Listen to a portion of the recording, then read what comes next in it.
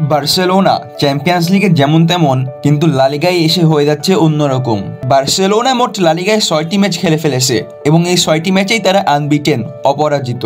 গতকাল ভিয়ারিয়ালকে 5-1 গোলের বড় ব্যবধানে পরাজয় করে বার্সেলোনা। ম্যাচ শুরু হওয়ার মাত্র 35 মিনিটেই 2 গোলের লিড নেয় বার্সেলোনা।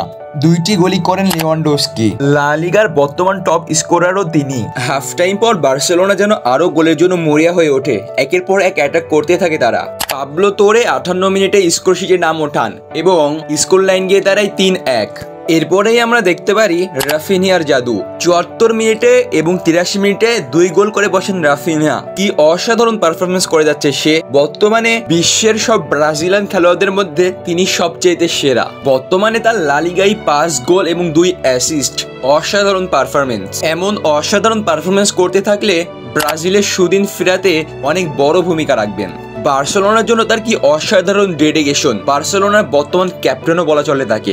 ম্যাচে একটা সময়ে লামিন ইয়ামালকে ফাউল করা হয়, এরপরে রাফিনিয়ার রিয়াকশন দেখার মতো ছিল।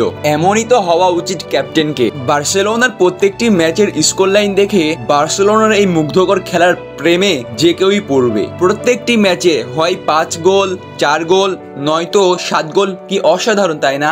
বার্সেলোনার স্টার প্লেয়ার লামিন ইয়ামাল আজকের ম্যাচেও একটি অ্যাসিস্ট করেন। প্রত্যেকটি ম্যাচেই আগুন ঝরানো পারফরমেন্স করছেন তিনি। বার্সেলোনার চ্যাম্পিয়ন্স লিগ ম্যাচেও গোল করেন তিনি। প্রত্যেকটি ম্যাচে তার গোল অথবা অ্যাসিস্ট থাকছেই। 17 বছর বয়সেই যেন বার্সেলোনার দায়িত্ব একাই কাঁধে নিয়ে নিয়েছেন। বর্তমানে বার্সেলোনা লা লিগার টপে রয়েছে। সেই পজিশন থেকে মাদ্রিদ কি বার্সেলোনাকে সরাতে পারবে? কি মনে হয় আপনাদের?